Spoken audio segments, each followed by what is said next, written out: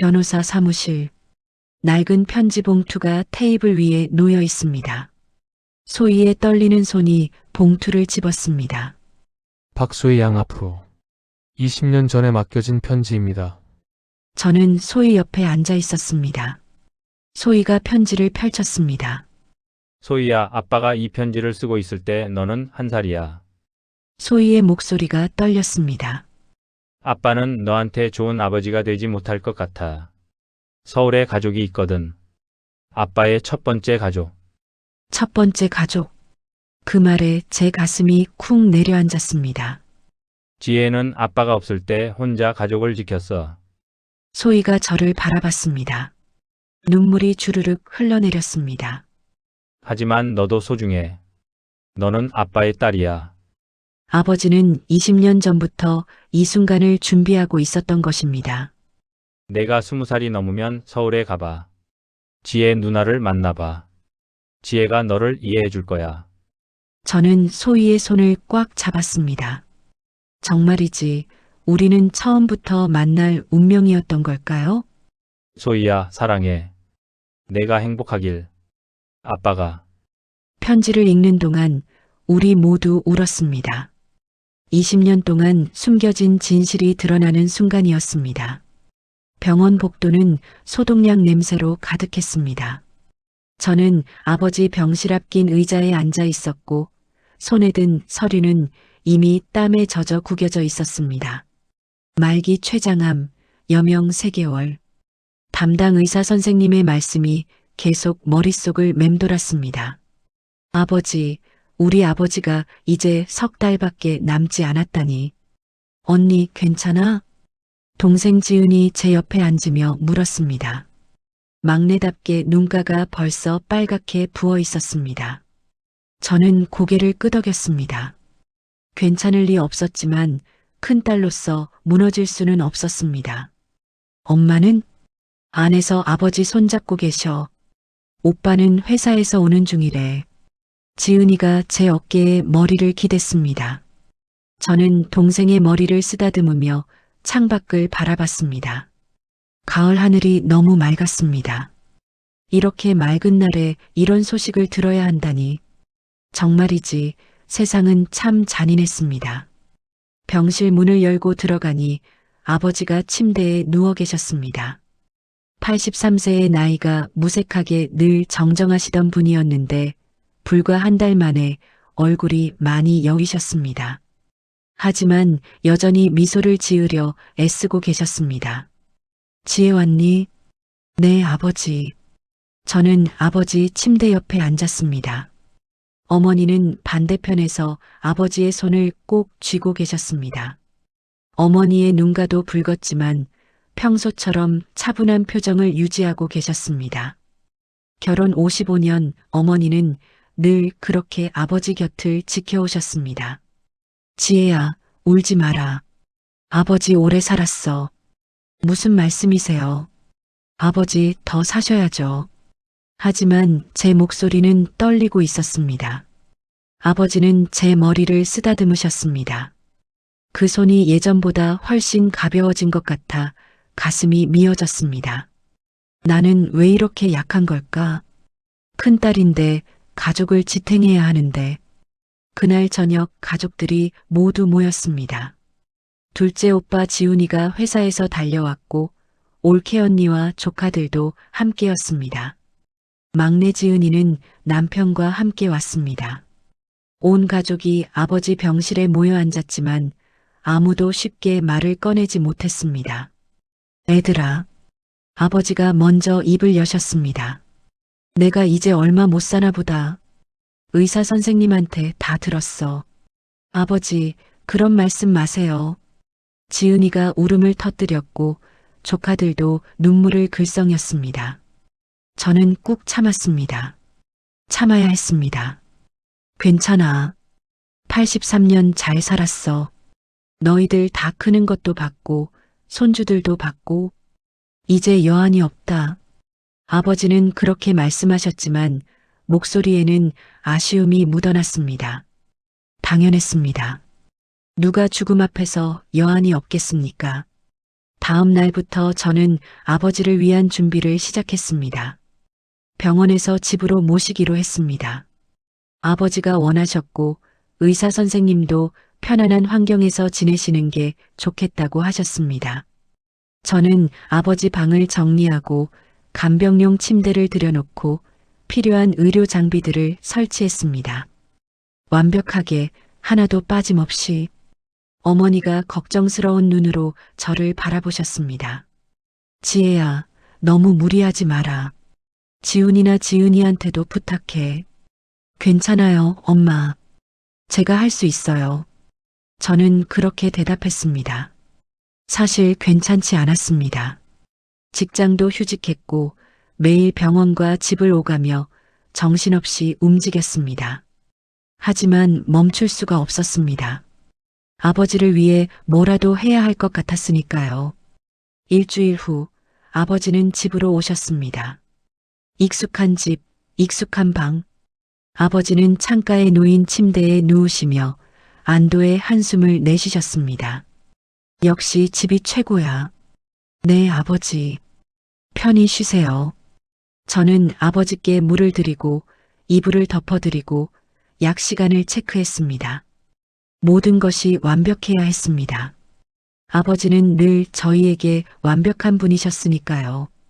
20년 전 사업에 실패하시고 1년간 가출하셨을 때도 있었습니다. 그때 저는 28이었고 가족을 떠받치기 위해 밤낮 없이 일했습니다. 어머니와 어린 동생들을 위해, 오빠의 학비를 위해. 그런데 아버지가 돌아오셨을 때 달라지신 모습을 보고 저는 감동했습니다. 더 이상 도망가지 않으셨고 가족을 위해 다시 일어서셨고 빚을 모두 갚으셨습니다. 그 후로 아버지는 저에게 완벽한 아버지였습니다. 그런 아버지가 지금 제 앞에서 조금씩 사라져가고 있었습니다. 어느 날 밤 아버지를 간병하다 깜빡 졸았습니다. 지혜야. 아버지의 작은 목소리에 화들짝 놀라 눈을 떴습니다. 네, 아버지. 어디 불편하세요? 아니야. 그냥 미안해서. 왜요? 무슨 말씀이세요? 아버지는 제 손을 꼭 쥐셨습니다.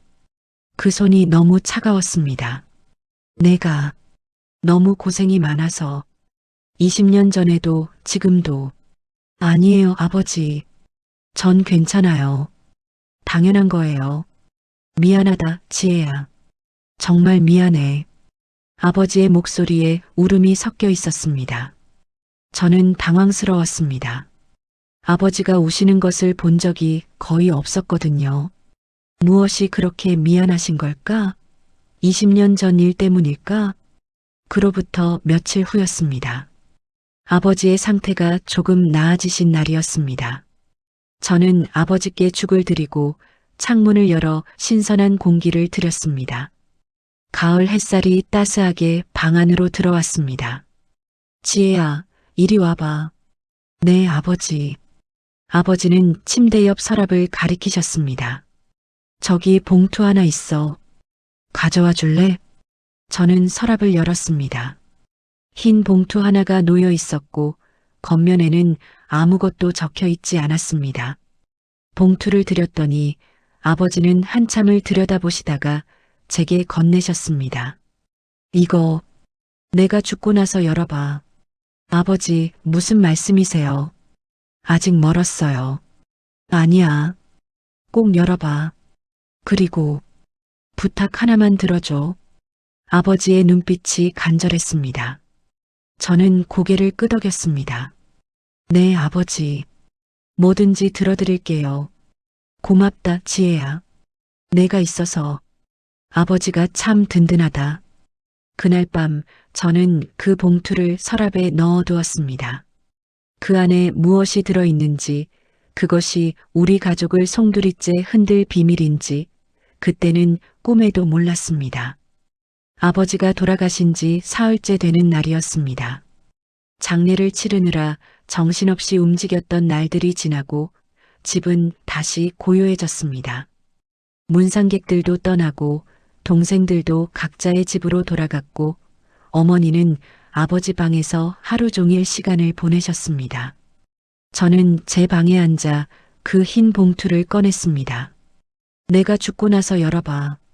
아버지의 목소리가 귓가에 맴돌았습니다. 손이 떨렸습니다. 이상하게 불길한 예감이 들었거든요. 하지만 아버지와의 마지막 약속이었습니다. 저는 조심스럽게 봉투를 뜯었습니다. 안에는 접힌 메모지 한 장과 낡은 사진 한 장이 들어 있었습니다. 먼저 사진을 펼쳤을 때 심장이 멎는 줄 알았습니다. 사진 속에는 아버지가 있었습니다. 지금보다 훨씬 젊은 60대 초반쯤 되어 보이는 아버지. 그리고 그 옆에 어린 여자아이를 안고 웃고 있는 낯선 여자가 있었습니다. 무슨 사진이지? 떨리는 손으로 메모지를 펼쳤습니다. 지혜야, 아버지가 평생 숨겨온 비밀이 있다. 부산에 소희라는 아이가 있어. 아버지의 딸이야.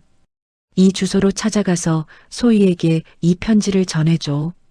그리고 아버지를 대신해서 미안하다고 전해줘. 마이너스 아버지가. 그 아래에는 부산의 한 주소가 적혀 있었습니다. 저는 메모지를 떨어뜨렸습니다. 아니, 이게 무슨 소리야? 부산에 딸이 있다고? 아버지의 딸? 머리가 어지러웠습니다. 숨을 쉴 수가 없었습니다. 방 안의 공기가 모두 빠져나간 것처럼 답답했습니다. 정말이지, 이건 악몽이 분명했습니다. 곧 깨어날 거예요. 그래야만 했습니다. 하지만 악몽은 현실이었습니다. 저는 밤새 잠을 이루지 못하고 그 메모지와 사진을 들여다봤습니다. 사진 속 여자아이는 몇 살쯤 되어 보였을까요? 1살? 2살? 그렇다면 지금은 20대 초반쯤 되었을 것입니다. 20년 전 아버지가 사업 실패로 1년간 집을 나가셨던 그때 저는 가족을 떠받치기 위해 밤낮 없이 일했습니다. 어머니는 울기만 하셨고 동생들은 어렸고 오빠는 대학생이었습니다.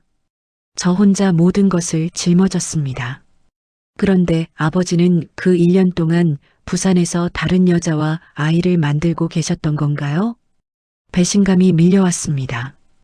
분노가 치밀어 올랐습니다. 하지만 동시에 혼란스러웠습니다. 어떻게 해야 하지? 이걸 어머니께 말씀드려야 하나? 동생들에게는? 사흘을 고민한 끝에 결심했습니다. 일단 혼자 가보기로 했습니다. 확인해야 했습니다.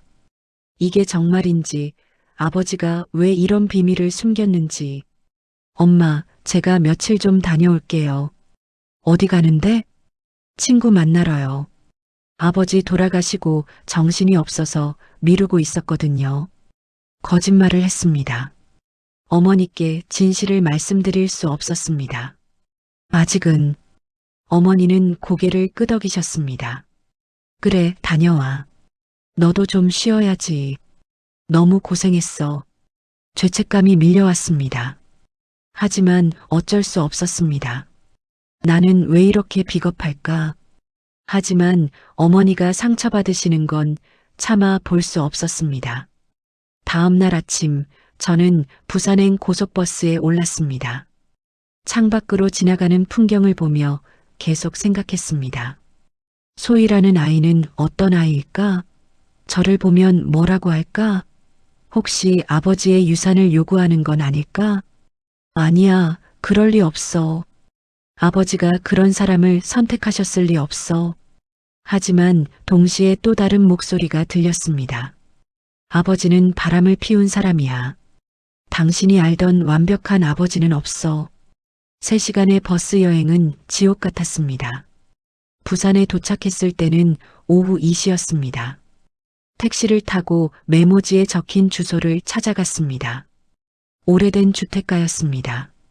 좁은 골목길을 따라 들어가니 작은 2층 건물이 나왔고 1층에는 작은 식당이 있었습니다. 미숙인의 밥집이라는 간판이 걸려 있었습니다. 저는 한참을 밖에서 서성였습니다. 들어가야 하나? 이대로 돌아가야 하나? 하지만 여기까지 왔는데 돌아갈 수는 없었습니다. 저는 심호흡을 하고 식당 문을 열었습니다. 딸랑 문이 열리는 소리와 함께 식당 안으로 들어갔습니다. 점심시간이 지나서인지 손님은 없었고 주방 쪽에서 설거지하는 소리만 들렸습니다. 어서 오세요. 밝은 목소리와 함께 안쪽에서 한 여자가 나왔습니다. 그리고 저는 그 자리에서 얼어붙었습니다. 20대 초반쯤 되어 보이는 젊은 여자였습니다. 긴 생머리에 깨끗한 인상, 앞치마를 두른 모습이 수수했지만 예뻤습니다. 하지만 제가 충격받은 건 그 때문이 아니었습니다. 그 여자의 얼굴이 제 젊은 시절과 닮았던 것입니다. 아니, 정확히는 아버지를 닮았습니다. 눈매, 코, 입모양까지 사진으로만 봤던 것과 실제로 보는 것은 달랐습니다. 살아 숨쉬는 아버지의 또 다른 딸이 제 앞에 서 있었습니다. 손님 괜찮으세요? 어디 불편하세요? 여자가 걱정스러운 표정으로 다가왔습니다. 저는 가까스로 정신을 차렸습니다. 아, 아니에요. 괜찮아요. 혹시 식사하러 오셨어요? 지금 준비할게요. 아니요, 저는 소혜 씨 찾아왔는데요. 그 말을 듣는 순간 여자의 표정이 변했습니다. 경계하는 눈빛이 되었습니다. 제가 박소희인데요. 누구세요? 박소희. 아버지의 성을 쓰고 있었습니다. 저는 가방에서 아버지의 편지를 꺼냈습니다. 저는 박지혜라고 합니다. 박영수 씨. 말이 막혔습니다. 뭐라고 해야 할까요? 딸이라고 해야 하나? 그럼 이 아이는 뭐가 되는 걸까? 소희의 눈이 커졌습니다. 박영수 씨? 제 아버지를 아세요? 아버지. 이 아이도 아버지를 아버지라고 부르는구나. 가슴이 무너지는 것 같았습니다. 네. 그분이 돌아가셨어요. 그래서 이걸 전해드리려고요. 저는 편지를 건넸습니다. 소희는 떨리는 손으로 편지를 받았습니다. 돌아가셨다고요? 아버지가? 소희의 목소리가 떨렸습니다. 눈가에 눈물이 맺혔습니다. 그 모습을 보니 제 눈에서도 눈물이 흘러내렸습니다. 이 아이도 아버지를 사랑했구나. 나처럼. 바로 그때 주방에서 또 다른 여자가 나왔습니다. 50대 중반쯤 되어 보이는 여자였습니다. 수수한 차림에 거친 손, 일하는 사람의 모습이었습니다. 소희야, 무슨 일이? 여자는 저를 보더니 멈춰 섰습니다. 그리고 제 얼굴을 유심히 들여다봤습니다. 당신, 혹시 영수 씨 딸? 네, 박지혜입니다. 여자의 얼굴이 창백해졌습니다. 소희를 뒤로 감싸 안으며 경계하는 표정을 지었습니다. 무슨 일로 여기까지 오셨어요? 영수 씨가 돌아가셨다면서요? 네, 아버지가 이 편지를 전해달라고 하셔서. 아버지? 여자가 씁쓸하게 웃었습니다. 당신한테는 아버지였겠죠. 우리한테는 한 달에 한 번씩 오는 손님 같은 사람이었지만 그 말에 가슴이 찢어지는 것 같았습니다. 소희가 편지를 펼쳤습니다. 저는 그 내용을 알고 있었습니다. 아버지가 쓴 편지, 미안하다는 말, 사랑한다는 말, 용서해달라는 말. 소희는 편지를 읽으며 울었습니다. 여자는 딸의 어깨를 감싸 안았습니다. 저는 그 모습을 보며 어쩔 줄 몰랐습니다. 소희야, 울지 마. 괜찮아. 엄마, 아버지가 돌아가셨어. 알아. 알아, 소희야. 여자가 저를 바라봤습니다. 원망도 아니고 미움도 아닌 복잡한 감정이 담긴 눈빛이었습니다. 앉으세요. 이야기 좀 해야 할 것 같네요. 저는 고개를 끄덕이고 의자에 앉았습니다. 다리에 힘이 풀렸습니다. 여자의 이름은 이미숙이었습니다. 20년 전 영수 씨를 만났어요. 그때 저는 이혼하고 혼자 식당 일을 하고 있었죠. 영수 씨도 뭔가 힘든 일이 있는 것 같았어요. 서울에서 왔다고만 하더라고요. 이미숙은 담담하게 이야기했습니다. 우리는 1년 정도 함께 살았어요. 사실혼이었죠. 그때 소희를 가졌고요. 그런데 어느 날 갑자기 영수 씨가 서울에 급한 일이 생겼다며 떠났어요. 돌아온다고 했는데 안 돌아왔죠. 제 가슴이 무너져 내렸습니다. 20년 전 아버지가 집에 돌아오셨을 때가 떠올랐습니다. 달라진 모습으로 다시 가족을 위해 일하시겠다고 다짐하시던 모습. 그때 아버지는 여기 부산에 임신한 여자를 두고 오신 거였습니까? 하지만 영수 씨는 완전히 버리지는 않았어요. 이미숙이 서랍에서 통장 하나를 꺼냈습니다. 매달 돈을 보내왔어요. 소희 양육비, 교육비. 한 번도 거르지 않았죠. 소희가 대학 들어갈 때도 등록금을 보내왔어요. 통장을 펼쳐 보여주었습니다. 20년간의 송금 내역이 빼곡했습니다. 저는 말을 잃었습니다. 어머니는 이 사실을 알고 계셨을까? 우리 집 가계부에서 매달 빠져나간 돈이 있었을까? 영수 씨는 한 달에 한 번씩 왔어요. 이틀이나 3일 정도만 머물다 가셨죠. 소희를 보러 아버지 노릇을 하려고 했던 것 같아요. 하지만 이미숙의 목소리가 떨렸습니다. 소희는 왜 친구들처럼 아버지와 같이 살 수 없는지, 왜 아버지 성을 쓰면서도 숨어야 하는지 물어봤어요. 저는 대답할 수가 없었죠. 소희가 고개를 들었습니다. 눈물 자국이 선명한 얼굴로 저를 바라봤습니다. 언니도 아버지 딸이죠? 언니. 이 아이가 저를 언니라고 불렀습니다. 네. 저희는 자매인 거네요. 자매. 그 단어가 가슴에 꽂혔습니다. 저는 식당을 나와 한참을 거리를 헤맸습니다. 머릿속이 복잡했습니다. 분노, 배신감, 혼란, 그리고 이상하게도 소희에 대한 연민. 저 아이는 잘못이 없었습니다. 아버지의 선택으로 태어났을 뿐인데 평생 숨겨진 딸로 살아야 했습니다. 하지만 동시에 화가 났습니다. 우리 가족은 뭐였나요? 아버지의 진짜 가족은 누구였나요? 우리를 속이고 20년간 두 가족을 오간 아버지는 대체 누구였나요? 핸드폰이 울렸습니다. 어머니였습니다. 지혜야, 언제 와? 내일 갈게요, 엄마. 그래. 조심해서 와. 밥은 먹었어? 네, 먹었어요. 전화를 끊고 저는 주저앉았습니다. 어떻게 말씀드려야 할까? 이 모든 것을 어떻게? 정말이지 완벽하다고 믿었던 우리 가족은 처음부터 거짓이었던 걸까요? 서울로 돌아오는 버스 안에서 저는 계속 울었습니다. 옆자리 승객이 걱정스러운 눈으로 쳐다봤지만 신경 쓸 겨를이 없었습니다. 창밖으로 지나가는 풍경도 보이지 않았습니다. 머릿속에는 소희의 얼굴만 맴돌았습니다. 언니, 저희는 자매인 거네요. 그 말이 계속 귓가에 맴돌았습니다. 자매. 20년 동안 몰랐던 여동생. 아버지가 숨겨놓은 또 다른 딸. 저는 제가 외동딸인 줄 알았습니다. 아니, 오빠와 막내 동생이 있으니 외동은 아니었지만 적어도 딸로서는 제가 맞이고 막내인 줄 알았습니다. 근데 아니었습니다. 저보다 38살이나 어린 여동생이 부산에 있었습니다. 집에 도착했을 때는 밤 10시가 넘어 있었습니다. 현관문을 열자 어머니가 거실에서 텔레비전을 보고 계셨습니다. 아버지가 늘 앉으시던 소파에 혼자 앉아 계셨는데 너무나 외로워 보였습니다. 지혜야, 왔니? 많이 피곤하겠다.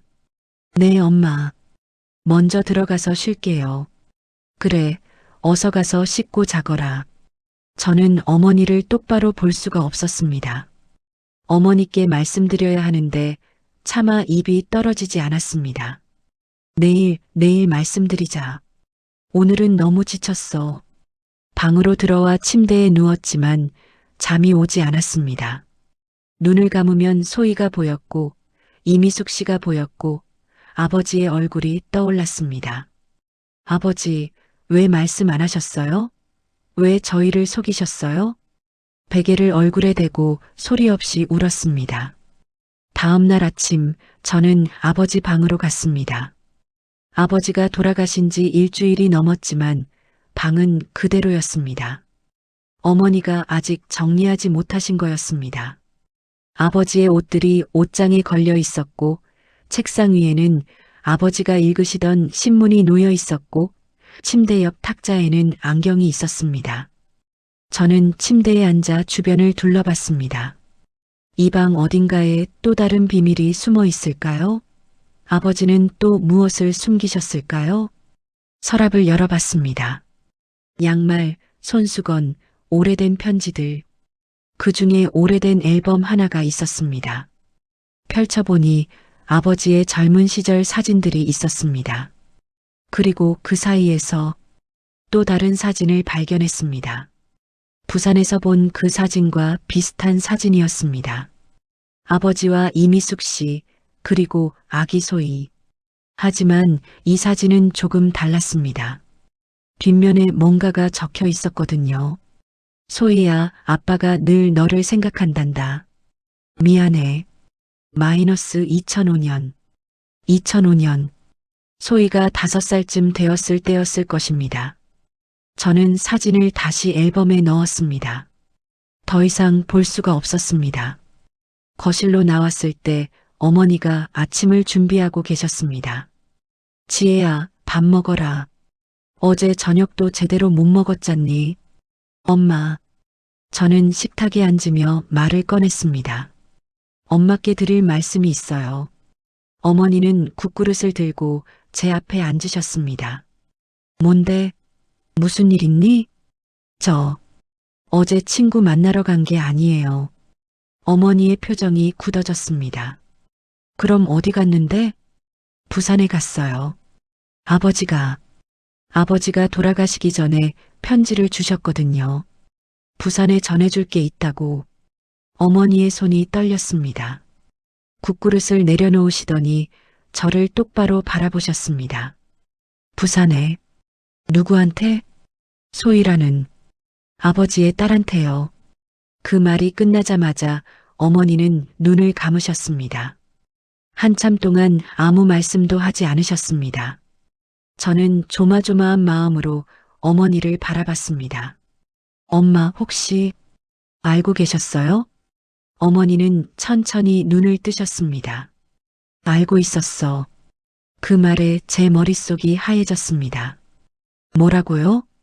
17년 전부터 알고 있었어. 17년. 그렇게 오래전부터 어떻게 알게 되셨어요? 어머니는 한숨을 내쉬시며 말씀하셨습니다. 아버지 지갑에서 사진이 떨어졌어. 우연히 봤지. 아기를 안고 있는 내 아버지 사진. 그때 물어봤어. 이게 뭐냐고. 아버지는 옛날 일이라고만 하더라고. 어머니의 목소리에는 슬픔이 묻어났습니다. 그 후로 매달 돈이 나가는 걸 알았어. 통장에서 조금씩. 아버지가 몰래 찾아서 어딘가로 보내는 거였지. 나는 다 알면서도 모른 척했어. 왜요? 왜 모른 척 하셨어요? 물어보면 뭐가 달라지겠니? 아버지가 다시 떠나갈까봐 무서웠어. 그리고 어머니는 잠시 말을 멈추셨다가 계속하셨습니다. 너희들이 상처받을까봐. 특히 너. 20년 전에 너무 고생했잖니. 아버지가 돌아왔을 때 내가 얼마나 기뻐했는데 그 행복을 빼앗고 싶지 않았어. 저는 울음이 터져 나왔습니다. 엄마, 지혜야 미안해. 엄마가 비겁했어. 진실을 말했어야 했는데 차마 못했어. 어머니도 눈물을 흘리셨습니다. 저희 모녀는 식탁에 앉아 한참을 울었습니다. 정말이지 우리 가족은 다들 비밀을 안고 살았던 거였습니다. 그날 오후 저는 혼자 산책을 나갔습니다. 머리를 식혀야 했습니다. 집 근처 공원을 걸으며 생각했습니다. 이제 어떻게 해야 하지? 동생들한테도 말해야 하나? 소희와는 어떻게 해야 하지? 벤치에 앉아 하늘을 올려다봤습니다. 가을 하늘이 너무 맑았습니다. 그때 무의식적으로 목에 걸린 목걸이를 만지작거렸습니다. 은빛 나비 모양 목걸이. 아버지가 20년 전에 선물해 주신 것이었습니다. 지혜야, 너는 나비처럼 자유롭게 날아다녀라. 아버지가 널 위해 준비한 거야. 그때 아버지의 말씀이 떠올랐습니다. 그런데 갑자기 소름이 돋았습니다. 부산에서 소희도 똑같은 목걸이를 하고 있었습니다. 제가 본 것이 분명했습니다. 똑같은 은빛 나비 목걸이. 아버지는 저희 두 딸에게 똑같은 목걸이를 선물하신 거였습니다. 손이 떨렸습니다. 목걸이를 잡은 손에 힘이 들어갔습니다. 아버지, 이게 무슨 의미예요? 저희 둘 다 사랑했다는 뜻인가요? 똑같이? 화가 났습니다. 배신감이 밀려왔습니다. 동시에 슬펐습니다. 저는 목걸이를 벗으려고 했습니다. 하지만 손이 움직이지 않았습니다. 20년간 단 한 번도 벗지 않았던 목걸이였거든요. 아버지가 준 유일한 선물이었습니다. 결국 목걸이를 벗지 못하고 그냥 손으로 꽉 쥐었습니다. 집으로 돌아왔을 때 오빠 지훈이가 와 있었습니다. 누나, 엄마한테 들었어. 아버지가 부산에 딸이 있다고? 응. 말도 안 돼. 진짜야? 확실해? 내가 직접 만나고 왔어. 지훈이는 소파에 주저앉았습니다. 세상에, 아버지가 그러실 분이 아닌데. 대체 언제? 20년 전 사업 실패하고 집 나가셨을 때. 그때 우리 다 죽을 뻔했는데. 누나가 얼마나 고생했는데. 지훈이의 목소리에 분노가 묻어났습니다. 아버지가 그 시간에 다른 여자랑 애까지 만들고 있었다고? 믿을 수가 없어. 그때 막내 지은이도 들어왔습니다. 지훈이가 설명해주자 지은이도 충격받은 표정을 지었습니다. 언니, 그럼 그 소희라는 애는 우리 여동생이야? 그렇게 되지. 나이는 21살. 대학생이야. 지은이는 한참을 멍하니 있다가 울음을 터뜨렸습니다. 아버지가 왜 그러셨대? 우리가 뭘 잘못했길래? 지은아, 우리 잘못이 아니야. 하지만 저도 똑같은 생각을 하고 있었습니다. 우리가 부족했나? 아버지가 우리에게서 도망치고 싶었던 걸까? 그날 밤 가족회의를 했습니다. 어머니, 저, 지훈이, 지은이. 4명이 거실에 둘러앉았습니다. 엄마, 이제 어떻게 해야 해요? 지은이가 물었습니다. 어머니는 한참을 생각하시다가 입을 여셨습니다. 소희를 만나봐야 할 것 같구나. 뭐라고요? 지훈이가 놀라서 소리쳤습니다. 엄마, 무슨 말씀이세요? 그 애를 왜 만나요? 내 아버지의 딸이잖니. 그리고 잘못이 없어. 태어난 게 죄는 아니야. 하지만 엄마가 상처받으시잖아요. 이미 17년 전에 받을 상처는 다 받았어. 지금은 그냥 정리하고 싶구나. 제대로. 어머니의 목소리는 담담했습니다. 하지만 그 담담함 속에 얼마나 많은 눈물이 있었을지 저는 알 수 있었습니다. 엄마, 지혜야, 내가 다시 가줄 수 있겠니? 나는 아직 부산까지 갈 힘이 없구나. 소희한테 전해줘. 우리가 만나고 싶다고. 서울로 올라오면 좋겠다고. 저는 고개를 끄덕였습니다. 알겠어요, 엄마. 제가 다녀올게요. 고맙구나, 지혜야. 늘 내가 이런 짐을 지게 되네. 아니에요, 엄마. 이건 제 책임이기도 해요. 저도 아버지의 딸이니까. 다음 날 저는 다시 부산행 버스에 올랐습니다. 이번에는 어제보다 마음이 조금 정리되어 있었습니다. 해야 할 일이 분명했으니까요. 소희를 만나서 어머니의 말씀을 전하는 것. 식당에 도착했을 때는 점심시간이었습니다. 손님들이 꽤 있었습니다. 저는 구석자리에 앉아서 소희가 서빙하는 모습을 지켜봤습니다. 열심히 일하는 모습이 제 젊은 시절과 닮았습니다. 20년 전 가족을 위해 밤낮 없이 일하던 제 모습. 손님들이 다 나가고 오후 3시쯤 되자 소희가 제 자리로 왔습니다. 언니, 다시 오실 줄은 몰랐어요. 미안해. 갑자기 와서. 아니에요. 앉으세요. 뭐 드시겠어요? 커피만 주세요. 소희가 커피를 가져왔고 제 앞에 앉았습니다. 둘 다 한동안 말이 없었습니다. 소희야. 네, 언니. 우리 엄마가 너를 만나고 싶대. 소희의 눈이 커졌습니다. 어머님이요? 응. 서울로 올라올 수 있겠니? 우리 가족이 너를 만나고 싶어. 소희는 눈물을 글썽였습니다. 저 가도 될까요? 언니네 가족한테 저는 반갑지 않은 존재잖아요. 아니야. 저는 소희의 손을 잡았습니다. 너는 우리 여동생이야. 아버지의 딸이고 그건 변하지 않아. 소희가 울음을 터뜨렸습니다. 저도 모르게 눈물이 났습니다. 정말이지 우리는 둘 다 아버지 때문에 상처받은 딸들이었습니다. 일주일 후 소희가 서울로 올라왔습니다. 저는 서울역에서 소희를 기다리고 있었습니다. 사람들이 바삐오가는 대합실에서 저는 계속 시계를 확인했습니다. 부산발 KTX가 도착할 시간이 가까워지고 있었습니다. 떨렸습니다. 소희를 우리 집으로 데려간다는 것이 아직도 비현실적으로 느껴졌습니다. 오빠 지훈이는 반대했습니다. 누나, 정말 그 애를 집에 데려와야 해? 엄마가 상처받으시면 어떡해? 막내 지은이도 불안해했습니다.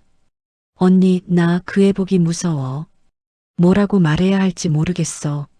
하지만 어머니는 확고하셨습니다. 데려와. 우리가 만나야 해. 피할 수 없어. 승강장에서 사람들이 쏟아져 나왔습니다. 그리고 저 멀리 소희가 보였습니다. 작은 캐리어를 끌고 두리번거리며 걸어오는 모습이 어린아이 같았습니다. 언니, 소희가 저를 발견하고 손을 흔들었습니다. 저도 손을 들어 응답했습니다. 잘 왔어. 힘들지 않았어? 아니요, 괜찮아요. 근데 정말 괜찮을까요? 제가 가도? 소희의 얼굴에는 불안이 가득했습니다. 저는 소희의 캐리어를 들어주며 말했습니다. 괜찮아. 우리 엄마가 기다리고 계셔. 택시를 타고 집으로 가는 내내 소희는 창밖만 바라봤습니다. 말이 없었습니다. 저도 뭐라고 위로해야 할지 몰라 그냥 손만 잡아주었습니다. 정말이지 우리는 둘 다 겁이 나 있었습니다. 집 앞에 도착했을 때 저는 심호흡을 했습니다. 소희야, 준비됐어? 네. 아니, 모르겠어요. 떨려요. 나도 떨려. 근데 괜찮아. 우리 엄마는 좋은 분이야. 현관문을 열었습니다. 거실에는 어머니, 지은이가 앉아 있었습니다. 소희가 들어서자 모두의 시선이 소희에게 쏠렸습니다. 시간이 멈춘 것 같았습니다. 어머니는 천천히 일어나셨습니다. 소희를 찬찬히 바라보셨습니다. 소희는 고개를 숙인 채 떨고 있었습니다. 인사드려요, 소희야. 제가 소희의 등을 살짝 밀었습니다. 소희는 떨리는 목소리로 말했습니다. 안녕하세요. 저 박소희라고 합니다. 그래, 소희구나. 어머니가 소희에게 다가가셨습니다. 소희는 더 고개를 숙였습니다. 고개 들어봐. 소희가 조심스럽게 고개를 들었습니다. 어머니와 소희의 시선이 마주쳤습니다. 어머니의 눈에 눈물이 고였습니다. 영수를 닮았구나. 죄송해요. 제가 태어나서. 소희의 목소리가 떨렸습니다. 눈물이 뚝뚝 떨어졌습니다. 그런데 어머니가 하신 말씀은 예상 밖이었습니다. 미안해할 것 없어. 내 잘못이 아니야. 태어난 게 죄는 아니란다. 어머니는 소희를 껴안으셨습니다.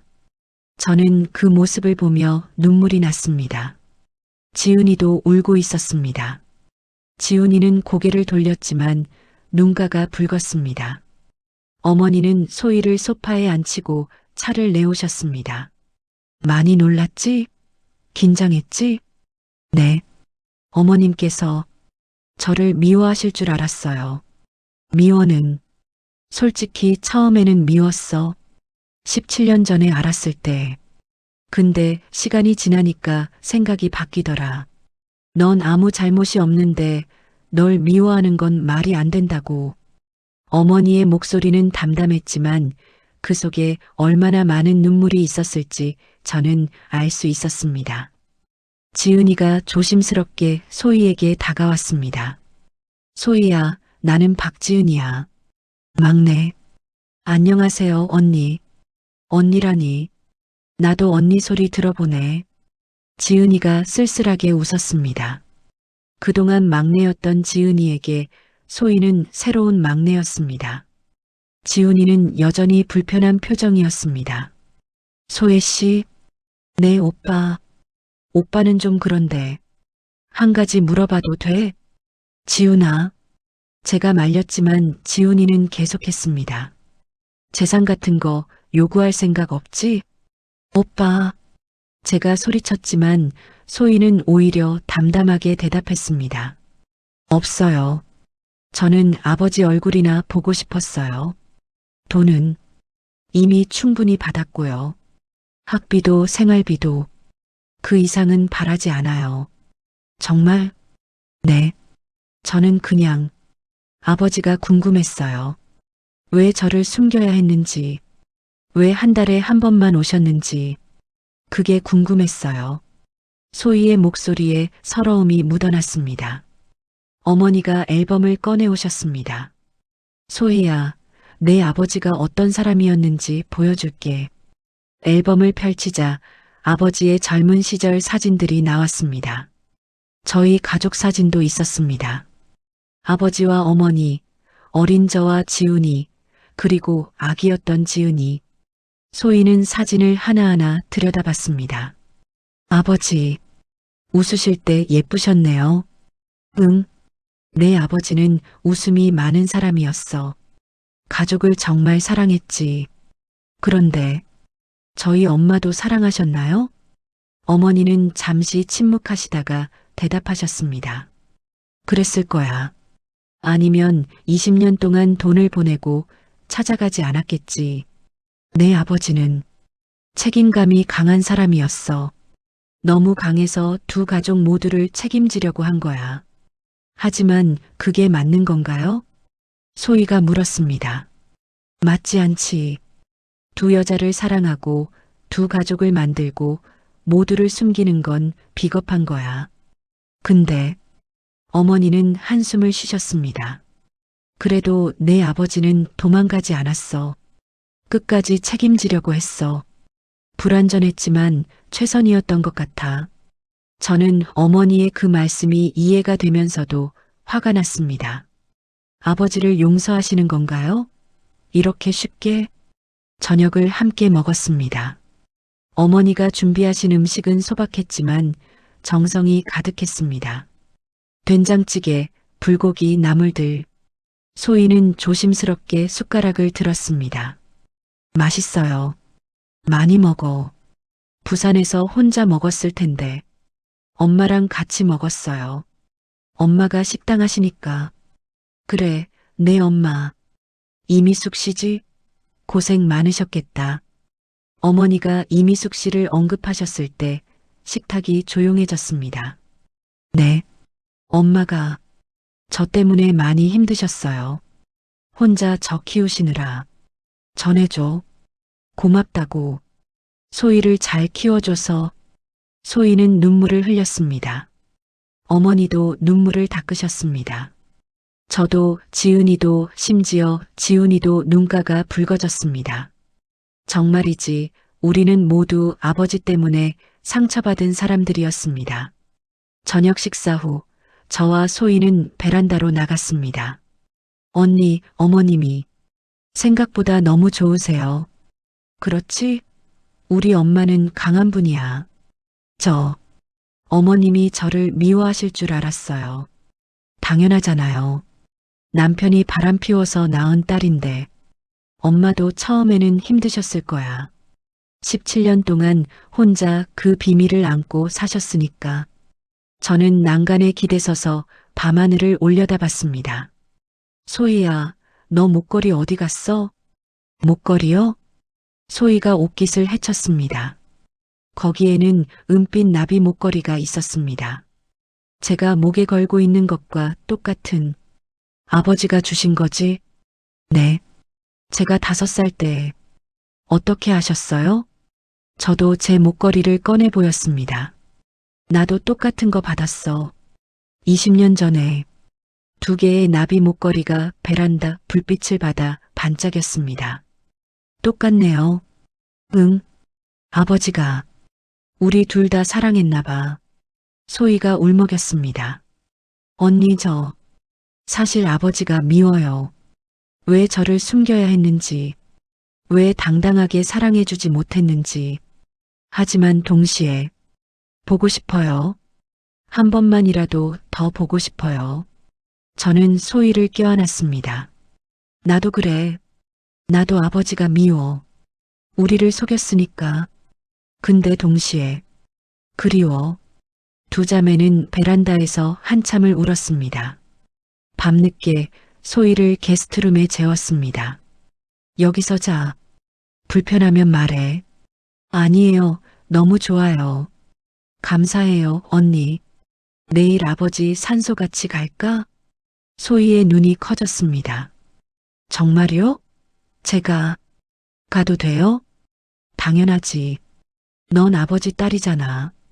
소희는 눈물을 흘리며 고개를 끄덕였습니다. 방을 나와 거실로 갔을 때 어머니가 혼자 앉아 계셨습니다. 엄마 안 주무세요? 지혜야, 와서 앉아라.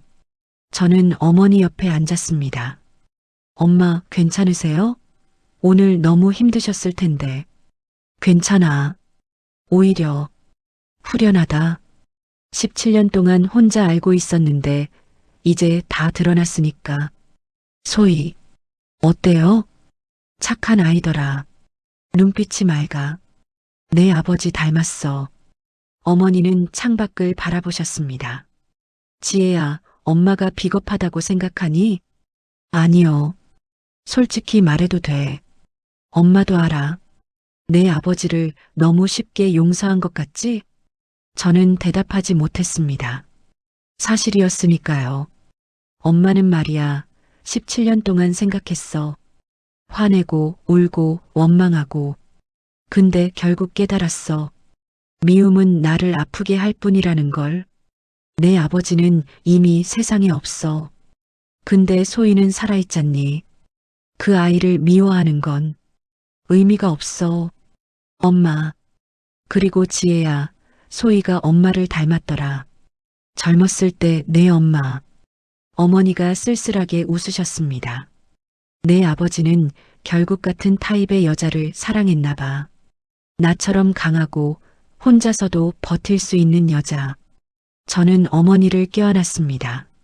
정말이지, 우리 어머니는 제가 생각했던 것보다 훨씬 강한 분이셨습니다. 다음 날 아침 우리는 아버지 산소로 향했습니다. 어머니, 저, 지은이, 그리고 소희.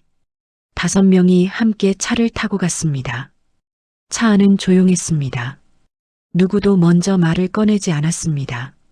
소희는 뒷자리 구석에 작게 웅크리고 앉아 있었습니다. 창밖만 바라보며 손을 꼭 쥐고 있었습니다. 저는 백미러로 소희를 바라봤습니다. 떨리고 있었습니다. 소희야, 괜찮아? 네, 언니. 괜찮아요. 하지만 목소리는 떨리고 있었습니다. 산소는 서울 외곽의 조용한 언덕에 있었습니다. 차에서 내려 언덕을 올라가는데 가을바람이 차갑게 불었습니다. 나뭇잎들이 바스락거리며 떨어졌습니다. 아버지의 묘비가 보였습니다. 깨끗하게 관리되어 있었습니다. 어머니가 자주 오셔서 돌보신 것이었습니다. 아버지, 다 왔어요. 어머니가 묘비 앞에 무릎을 꿇으셨습니다. 저희도 따라 절을 했습니다. 소희는 맨 뒤에서 조심스럽게 절을 했습니다. 절을 마치고 일어섰을 때 어머니가 소희를 불렀습니다. 소희야, 이리 와봐. 네, 어머님. 소희가 묘비 앞으로 갔습니다. 어머니는 소희의 손을 잡고 묘비를 쓰다듬으셨습니다. 영수야, 소희 데려왔어. 내 딸. 예쁘지? 내 눈 닮았어. 어머니의 목소리가 떨렸습니다. 미안해, 영수야. 내가 17년 동안 화내고 있어서 이제는 괜찮아. 소희한테도 미안했어. 이 아이 잘못이 아닌데. 소희가 울음을 터뜨렸습니다. 아버지, 저예요, 소희예요. 뵙고 싶었어요. 소희는 묘비를 껴안고 흐느꼈습니다. 저희는 그 모습을 보며 다들 눈물을 흘렸습니다. 한참을 울고 나서야 소희가 진정했습니다. 저는 소희 옆에 앉아 함께 묘비를 바라봤습니다. 소희야, 아버지 얘기 들려줄까? 네, 언니. 듣고 싶어요. 아버지는 말이야, 정말 웃음이 많은 사람이었어. 농담도 잘하시고 노래도 좋아하셨어. 특히 옛날 트로트를 좋아하셨지. 저도 아버지가 노래 부르시는 거 들었어요. 한 달에 한 번 오실 때마다 저한테 자장가 불러주셨어요. 지은이가 끼어들었습니다. 나도 아버지 자장가 들으며 잤는데 같은 노래였을 거야. 세 자매는 쓸쓸하게 웃었습니다. 같은 아버지에게 같은 자장가를 들으며 자란 딸들. 지훈이가 입을 열었습니다. 소희야, 미안해. 어제 그런 말해서 재산 어쩌고 하는 거 괜찮아요, 오빠. 이해해요. 아니야, 괜찮지 않아. 나도 아버지 딸인데 차별하는 건 잘못됐어. 너도 가족이야. 지훈이의 말에 소희가 또 눈물을 흘렸습니다. 고마워요, 오빠. 어머니가 가방에서 무언가를 꺼내셨습니다. 낡은 사진첩이었습니다. 소희야, 이거 봐. 내 아버지 젊었을 때 사진들이야. 사진첩을 펼치자 아버지의 20대, 30대 사진들이 나왔습니다. 멋있고 당당한 모습이었습니다. 아버지, 정말 멋있으셨네요. 그렇지? 엄마가 첫눈에 반했어. 어머니가 웃으셨습니다. 하지만 그 웃음 뒤에는 슬픔이 있었습니다. 점심때가 되어 근처 식당에 들어갔습니다. 식탁에 둘러앉아 음식을 시켰습니다. 어색한 침묵이 흘렀습니다. 하지만 조금 전과는 다른 침묵이었습니다. 적대적이지 않은 그저 어색할 뿐인 침묵. 소희야, 학교는 뭐 다녀? 지은이가 물었습니다. 부산대학교요. 경영학과예요. 오, 똑똑하네. 나는 대학도 겨우 졸업했는데. 언니도 대학 나오셨어요? 응. 근데 공부는 별로 안 했어. 언니가 공부 잘했거든. 지은이가 저를 가리켰습니다. 지혜 언니는 장학금 받고 대학 다녔어. 집안 형편이 어려울 때였는데도. 소희가 저를 바라봤습니다. 언니 대단하세요. 아니야. 그냥 해야 할 일이었어. 사실 대단할 것도 없었습니다. 20년 전 아버지가 안 계실 때 저는 가족을 위해 공부했고 일했고 버텼습니다. 선택의 여지가 없었습니다. 소희야, 너는 장래 희망이 뭐야? 지훈이가 물었습니다. 저는 엄마 식당을 크게 키우고 싶어요. 체인점으로 만들어서 엄마가 편하게 사시게. 효녀네. 엄마가 저 혼자 키우시느라 고생 많이 하셨어요. 아버지가 돈을 보내주셨지만 그래도 힘드셨을 거예요. 소희의 목소리에는 어머니에 대한 사랑이 묻어났습니다. 저는 문득 궁금해졌습니다. 소희야, 너희 엄마는 아버지에 대해 뭐라고 하시던? 소희는 잠시 생각하다가 대답했습니다. 엄마는 아버지를 미워하지 않으셨어요. 내 아버지는 좋은 사람이야. 다만 상황이 복잡했을 뿐이야 라고 하셨어요. 근데 가끔 엄마가 혼자 우시는 걸 봤어요. 밤에 거실에서 아버지 사진 보면서 어머니가 한숨을 쉬셨습니다. 미숙 씨도 힘드셨겠구나. 네. 엄마는 아버지를 정말 사랑했던 것 같아요. 20년 동안 식탁이 다시 조용해졌습니다. 식사를 마치고 다시 산소로 돌아왔습니다. 해가 기울기 시작했습니다. 석양빛이 묘지를 물들였습니다. 영수야, 어머니가 묘비 앞에 앉아 말씀하셨습니다. 당신 두 번째 가족 만났어. 소희도 만났고 미숙 씨 얘기도 들었어. 화나지 않아. 이제는 당신도 힘들었겠지. 두 가족 사이에서 어머니의 목소리는 담담했습니다. 근데 영수야, 한 가지는 원망스러워. 왜 진작 말하지 않았어? 왜 혼자 그 짐을 지고 있었어? 우리가 함께 해결할 수도 있었잖아. 저는 그 말을 들으며 깨달았습니다. 아버지는 비겁했던 것이 아니라 외로웠던 것입니다. 두 가족 모두를 사랑했지만 누구에게도 완전히 솔직할 수 없었던 외로운 사람. 아버지, 제가 묘비 앞에 무릎을 꿇었습니다. 저는 아버지가 완벽한 사람인 줄 알았어요. 근데 아니었네요. 아버지도 실수하고 잘못하고 고민하는 그냥 사람이었네요.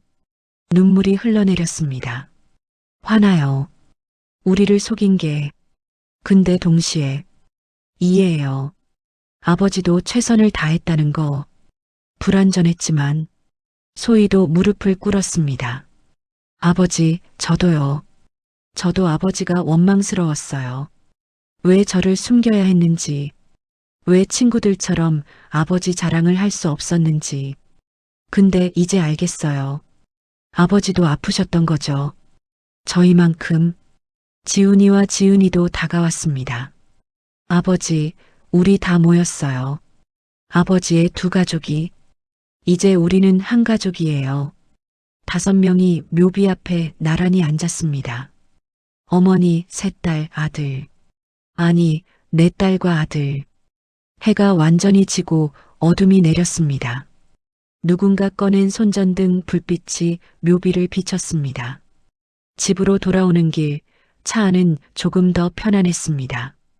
소희가 조심스럽게 입을 열었습니다.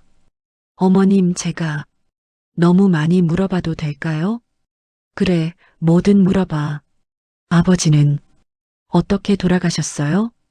어머니는 잠시 침묵하시다가 대답하셨습니다. 췌장암이었어. 말기로 발견됐지. 3개월 선고받고 정확히 3개월 만에 가셨어. 아프셨겠어요. 많이 아프셨어. 근데 끝까지 참으셨어. 우리 앞에서는 웃으려고 하셨지. 저는 아버지의 마지막 모습이 떠올랐습니다. 여윈 얼굴로도 미소 지으려 하시던 모습, 고통스러워도 참으시던 모습. 마지막에 뭐라고 하셨어요? 소희가 물었습니다. 어머니가 대답하셨습니다. 용서해달라고 하셨어. 미안하다고. 그리고 사랑한다고. 저한테도 그렇게 말씀하셨을까요? 그랬을 거야. 당신 아버지는 너를 사랑했어. 한 달에 한 번씩 부산 가는 게 힘들었을 텐데도 단 한 번도 안 빠뜨렸잖니. 소희가 눈물을 흘렸습니다. 저도 눈물이 났습니다. 정말이지 아버지는 불완전하게나마 두 가족 모두를 사랑했던 것입니다. 밤 10시쯤 집에 도착했습니다. 모두 피곤했지만 동시에 뭔가 후련한 기분이었습니다. 오랫동안 숨겨져 있던 진실이 드러났으니까요. 소희야, 오늘 고생 많았다. 어서 가서 쉬어. 네, 어머님. 감사해요. 오늘 정말 감사했어요. 소희가 방으로 들어가고 저희는 거실에 남았습니다. 엄마, 괜찮으세요? 응, 괜찮아. 오히려 좋아. 이제 비밀이 없으니까 지은이가 물었습니다. 엄마, 소희 앞으로 어떻게 해요? 계속 여기 있게 할 거예요? 글쎄, 그건 소희가 결정할 일이지. 우리가 강요할 수는 없어. 근데 엄마, 저는 소희가 좋은 것 같아요. 생각보다 착하고 예의 바르고. 나도 그래. 처음에는 경계했는데 알고 보니 그냥 평범한 20살 여대생이더라. 지훈이도 동의했습니다. 어머니가 미소 지으셨습니다. 너희들이 그렇게 생각해줘서 고맙구나. 엄마도 걱정했거든. 너희가 소희를 받아들이지 못할까봐. 엄마가 용서하셨는데 우리가 뭐라고 해요? 제가 말했습니다. 그리고 솔직히 소희도 피해자예요. 선택할 수 없었던 거잖아요.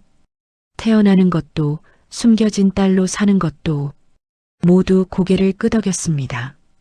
그날 밤 저는 오랜만에 편하게 잠들었습니다. 정말이지 진실을 마주하는 것이 이렇게 후련한 일인 줄은 몰랐습니다. 며칠이 지났습니다. 소희는 우리 집에 머물며 서울 구경을 했습니다. 저는 소희를 데리고 명동, 인사동, 한강을 구경시켜줬습니다. 언니, 서울 정말 크네요. 그렇지? 부산이랑 다르지? 네. 사람도 많고 건물도 높고. 한강 벤치에 앉아 석양을 바라보며 소희가 물었습니다. 언니, 저 계속 여기 있어도 될까요? 응? 무슨 소리야? 저 부산에 엄마가 계시긴 한데 서울에서 언니들이랑 같이 있고 싶어요. 처음으로 가족이 생긴 것 같아서. 저는 소희의 손을 잡았습니다. 소희야, 그건 내가 결정할 일이야. 근데 우리는 언제든 환영이야. 정말요? 응. 넌 우리 여동생이니까. 소희가 저를 껴안았습니다. 고마워요, 언니. 정말 고마워요. 저도 소희를 꼭 안아주었습니다. 하지만 마음 한편으로는 걱정이 되었습니다. 부산에 혼자 남을 이미숙 씨는 어떨까? 딸을 서울로 보내고 외로워하시지는 않을까? 그리고 무엇보다 우리가 정말 한 가족이 될 수 있을까? 소희가 서울에 온 지 일주일이 지났습니다. 그날 아침 저는 소희와 함께 시장에 장을 보러 갔습니다. 어머니가 저녁에 소희가 좋아하는 음식을 해주시겠다며 부탁하신 것이었습니다. 언니, 이건 뭐예요? 소희가 신기한 듯 채소를 집어들었습니다. 돌나물이야. 무쳐 먹으면 맛있어. 부산에서는 못 봤는데. 그래, 서울에서는 흔한데. 소희는 신기한 표정으로 이것저것 구경했습니다. 시장 아주머니들이 소희를 보며 예쁘네하고 웃으셨습니다. 장을 보고 집으로 돌아오는 길 소희의 핸드폰이 울렸습니다. 엄마다. 잠깐만요, 언니. 소희가 전화를 받았습니다. 응, 엄마. 잘 지내고 있어. 응. 언니들이랑 어머님이 너무 잘해주셔서. 응? 지금?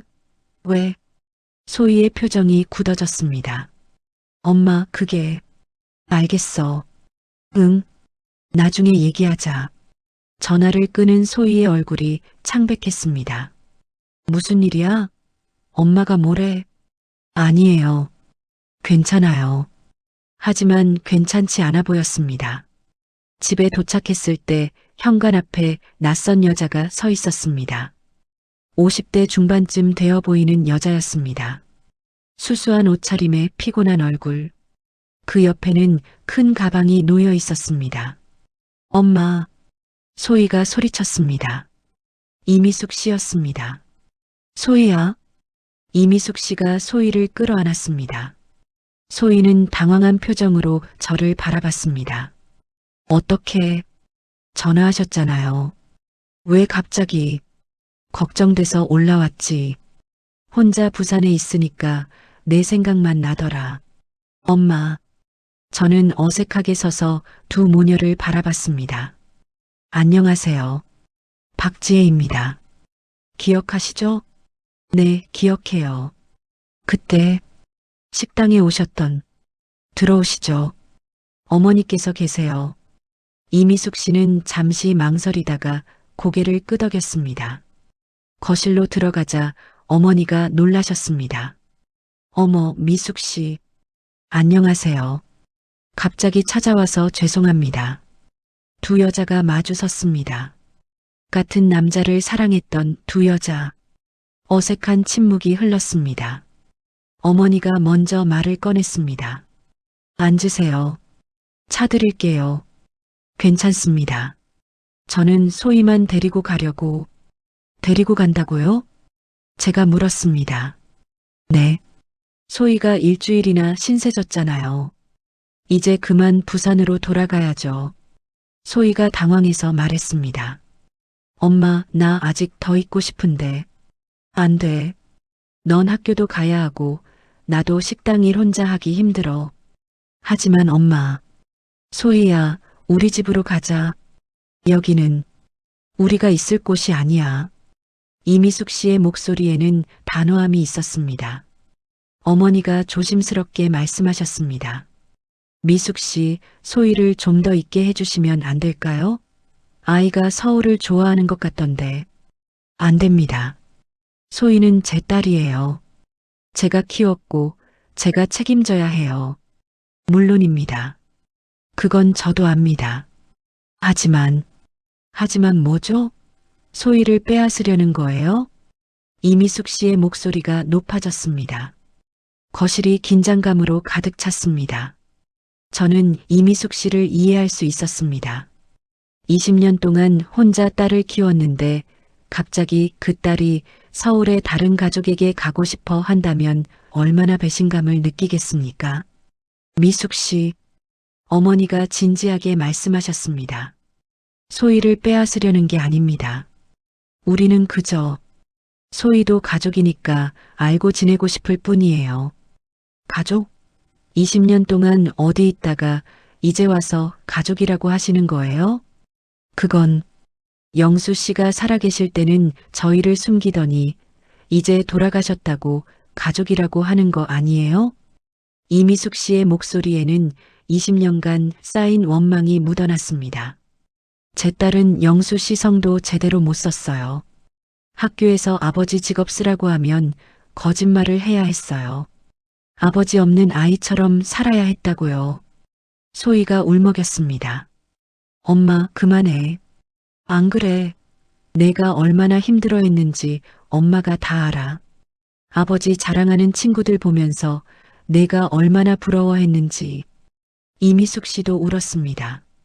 그런데 이제 와서 이 사람들이 가족이라고? 말이 돼요? 우리는 영수 씨한테도 이 가족한테도 버림받은 사람들이에요. 저는 가슴이 미어졌습니다. 맞는 말이었습니다. 소희와 이미숙 씨는 우리에게 버림받은 것이나 다름없었습니다. 지훈이가 퇴근해서 들어왔습니다. 상황을 파악한 지훈이의 얼굴이 굳어졌습니다. 소희 어머니시죠? 처음 뵙겠습니다. 네, 이미숙입니다. 소희를 데려가시겠다고요? 네, 제 딸이니까요. 지훈이는 잠시 생각하다가 말했습니다. 그게 좋을 것 같습니다.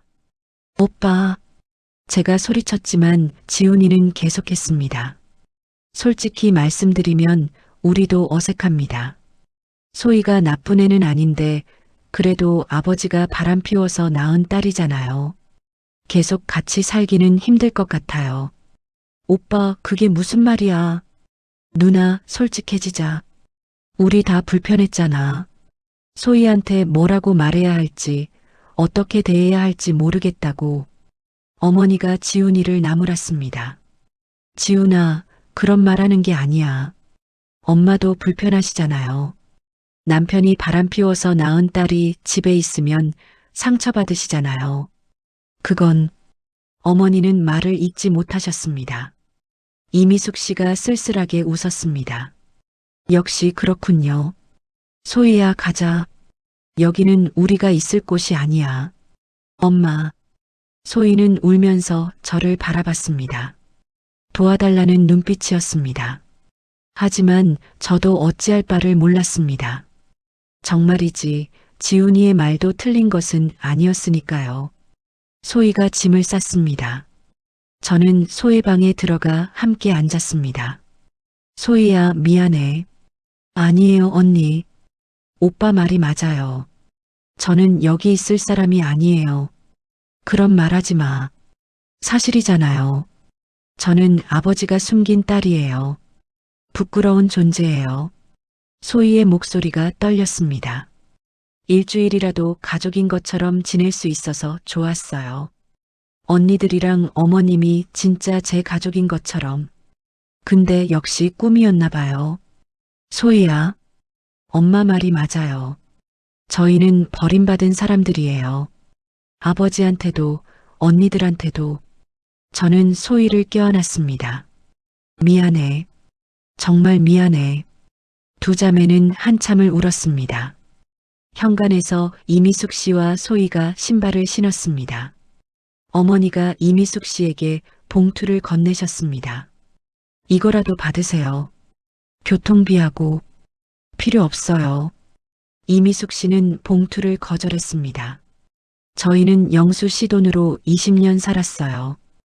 이제 그만하고 싶어요. 돈으로 해결되는 게 아니에요. 미숙 씨, 제 마음은 됐어요. 영수 씨도 그렇게 말했어요. 마음은 있는데 상황이 어렵다고. 근데 마음만 있으면 뭐해요? 행동이 없으면. 이미숙 씨의 말에 어머니는 아무 말씀도 하지 못하셨습니다. 소희가 한 명 한 명에게 인사했습니다. 어머님, 그동안 감사했어요. 소희야, 미안하구나. 오빠, 언니, 안녕히 계세요. 지은이가 울면서 소희를 껴안았습니다. 소희야, 미안해. 우리가 못나서. 마지막으로 소희가 저를 바라봤습니다. 언니 사랑해요. 나도 사랑해, 소희야. 문이 닫혔습니다. 저는 창문으로 이미숙 씨와 소희가 멀어지는 모습을 지켜봤습니다. 소희가 한번 뒤돌아봤습니다. 손을 흔들었습니다. 저도 손을 들어 흔들었지만 소희는 이미 보지 못했습니다. 그날 밤 집안은 무거운 침묵에 잠겼습니다. 저는 소파에 앉아 멍하니 텔레비전을 켰다 껐다 반복했습니다. 지훈이가 옆에 앉았습니다. 누나, 화났어? 아니, 거짓말. 목소리 들으면 알아. 오빠 말이 틀린 건 아니었어. 근데 너무 잔인했어. 지훈이는 한참을 침묵하다가 말했습니다. 나도 알아. 근데 누나, 우리가 계속 소희를 받아들일 수 있을까? 평생? 아버지 생각 안 하고? 모르겠어. 나는 솔직히 자신 없어. 소희 볼 때마다 아버지 배신 생각날 것 같아. 그게 소의 잘못은 아니지만. 그러니까 더 미안한 거잖아. 응. 그래서 차라리 지금 정리하는 게 낫다고 생각했어. 애매하게 가족인 척하는 것보다. 저는 지훈이의 말을 이해했습니다. 하지만 동의할 수는 없었습니다. 정말이지 우리는 모두 비겁한 사람들이었습니다. 어머니 방에서 흐느끼는 소리가 들렸습니다. 저는 조심스럽게 문을 두드렸습니다. 엄마, 괜찮으세요? 들어와. 어머니는 침대에 앉아 아버지 사진을 보고 계셨습니다. 엄마도 우세요? 응. 엄마도 잘못했어. 무슨 말씀이세요? 소희를 지켜주지 못했잖니. 미숙 씨 말이 맞아. 우리는 20년 동안 그 모녀를 버렸어. 이제 와서 가족이라고 하는 게 우스운 일이야. 엄마. 근데 말이야, 지혜야. 엄마도 힘들어. 소희 볼 때마다 내 아버지 생각나. 배신당한 기억. 그게 소의 잘못은 아니지만 엄마도 사람이야. 완전히 용서할 수 없어. 어머니의 고백은 솔직했습니다. 그래서 더 미안해. 소희한테. 엄마가 더 강했으면 소희를 지켜줄 수 있었을 텐데. 저는 어머니를 껴안았습니다. 엄마 잘못 아니에요. 너도 힘들지? 소희랑 친해졌는데. 네. 진짜 여동생 같았어요. 두 모녀는 한참을 울었습니다. 며칠이 지났습니다. 소희에게 문자를 보냈지만 답장이 없었습니다. 전화를 걸었지만 받지 않았습니다. 지은이도 마찬가지였습니다. 언니, 소희가 연락 안 받아. 나한테 화난 것 같아. 그럴 만하지. 우리가 너무했나? 모르겠어. 근데 어쩔 수 없었던 것 같기도 하고. 일주일이 지나고 2주일이 지났습니다. 소희의 빈자리가 크게 느껴졌습니다. 거실 소파에 앉을 때마다, 식탁에 앉을 때마다 소희가 생각났습니다. 어머니도 소희 방 문을 열어보고 한숨을 쉬시곤 했습니다. 역시 우리 가족은 정상이 아니구나. 지훈이가 자조적으로 말했습니다. 뭐가 정상이야? 정상인 가족이 어디 있어? 제가 대답했습니다. 그래도 우리는 특히 더 아니잖아. 아버지는 두 가족 만들었고 우리는 이복 여동생을 쫓아냈고 쫓아낸 게 아니야. 그럼 뭐야? 받아들이지 못한 거잖아. 우리는 말다툼을 했습니다. 하지만 화해했습니다. 결국 우리는 같은 배를 탄 사람들이었으니까요. 아버지가 만든 복잡한 배. 한 달이 지났습니다. 어느 날 저녁 퇴근하고 집에 돌아왔을 때 거실에 낯선 남자가 앉아 있었습니다. 40대 중반쯤 되어 보이는 정장을 입은 남자였습니다. 누구세요? 안녕하세요. 저는 변호사 김민수라고 합니다. 변호사? 가슴이 철렁했습니다. 무슨 일로 오셨는데요? 어머니가 침울한 표정으로 앉아 계셨습니다. 이미숙 씨가 보내신 분이에요. 이미숙 씨가요? 변호사가 서류를 꺼냈습니다. 고인이신 박영수 씨의 재산 분할에 대한 문제로 왔습니다. 박소혜 씨는 법적으로 고인의 딸이 맞습니까? 지훈이가 소리쳤습니다. 그래서 결국 돈이 목적이었구나. 지훈아. 어머니가 말렸지만 지훈이는 화가 나 있었습니다. 누나, 내 말이 맞았잖아. 처음부터 재산이 목적이었다고. 저는 고개를 저었습니다. 정말이지 상황은 최악으로 치닫고 있었습니다. 변호사가 떠난 후 집안은 전쟁터가 되었습니다. 결국 돈이었어. 처음부터 재산이 목적이었다고. 지훈이가 소리쳤습니다. 오빠, 진정해. 아직 모르잖아. 뭘 몰라. 변호사까지 대동하고 왔는데 소위 학비 준다고 착한 척 하더니 결국 본색을 드러낸 거야. 지훈아, 그런 말 하지 마. 어머니가 말렸지만 지훈이는 멈추지 않았습니다. 엄마, 현실을 보세요. 저 사람들은 우리 돈을 노리고 있어요. 아버지가 20년 동안 보낸 돈으로도 모자라서 이제 유산까지 달라는 거예요. 저는 고개를 저었습니다. 오빠, 그래도 소희는 아버지 딸이야. 법적으로 상속받을 권리가 있어. 누나까지 왜 그래? 누나가 제일 아버지한테 배신당했잖아. 20년 전에 혼자 가족 떠받치고 있을 때 아버지는 부산에서 다른 여자랑 애 만들고 있었는데 그 말에 저는 할 말을 잃었습니다. 맞는 말이었으니까요. 다음 날 변호사에게서 다시 연락이 왔습니다. 이미숙 씨와 박소혜 씨가 직접 만나서 이야기하고 싶다고 하십니다. 재산 분할 이야기요? 자세한 건 직접 만나서 하시는 게 좋을 것 같습니다. 이번 주 토요일 오후 2시 저희 사무실로 오실 수 있으십니까? 저는 어머니를 바라봤습니다. 어머니는 지친 표정으로 고개를 끄덕이셨습니다. 알겠습니다. 가겠습니다. 토요일까지 사흘이 남았습니다. 그 사흘 동안 집안은 무거운 침묵에 잠겼습니다. 지훈이는 화가 나서 집에 오지 않았습니다. 지은이는 계속 울기만 했습니다. 어머니는 아버지 방에서 하루 종일 시간을 보내셨습니다. 저는 밤마다 소희에게 문자를 보냈습니다. 소희야, 정말 재산 때문에 그러는 거야? 우리한테 말해줘. 하지만 답장은 없었습니다. 토요일이 되었습니다. 어머니, 저 지훈이 3명이 변호사 사무실로 갔습니다. 지은이는 너무 힘들어해서 집에 남았습니다. 사무실에 들어가자 이미숙 씨와 소희가 이미 와 있었습니다. 소희는 저를 보자마자 고개를 숙였습니다. 얼굴이 많이 야윈 것 같았습니다. 앉으십시오. 변호사가 말했습니다. 우리는 큰 회의 테이블을 사이에 두고 마주 앉았습니다. 오늘 이 자리는 고인이신 박영수 씨의 유산 상속에 관한 협의를 하기 위해서입니다.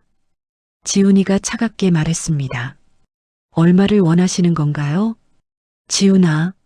어머니가 말렸지만 지훈이는 계속했습니다. 솔직하게 말씀해 주세요. 얼마면 되겠습니까? 이미숙 씨가 조용히 대답했습니다. 돈은 원하지 않습니다. 네. 우리 모두 놀랐습니다. 그럼 왜 변호사까지 대동해서 오신 거예요? 이미숙 씨는 가방에서 낡은 편지 봉투를 꺼냈습니다. 이것 때문입니다. 영수 씨가 20년 전에 제게 준 편지예요. 봉투는 낡고 구겨져 있었습니다. 20년 동안 간직해온 것 같았습니다. 이 편지를 읽어보세요. 그러면 제가 왜 여기 왔는지 아실 겁니다. 이미숙 씨가 편지를 어머니께 건넸습니다. 어머니는 떨리는 손으로 편지를 펼쳤습니다. 저와 지훈이도 어머니 옆에서 함께 읽었습니다. 미수가 미안해. 나는 비겁한 사람이야. 서울에 가족이 있어. 아내와 새 아이가 있어. 사업에 실패해서 도망쳤는데 여기서 너를 만났어. 너는 내가 만난 사람 중 가장 따뜻한 사람이야. 너와 함께 있으면 평온해져. 하지만 나는 가야 해. 서울에 빚이 너무 많아. 큰딸이 혼자 가족을 떠받치고 있어. 내가 돌아가야 해.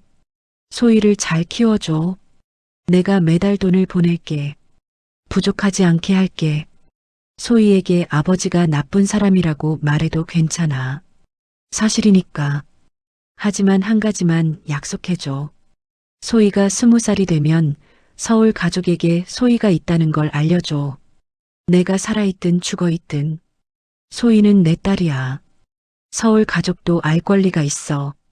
그리고 내가 죽으면 소희에게 내 마지막 편지를 전해줘.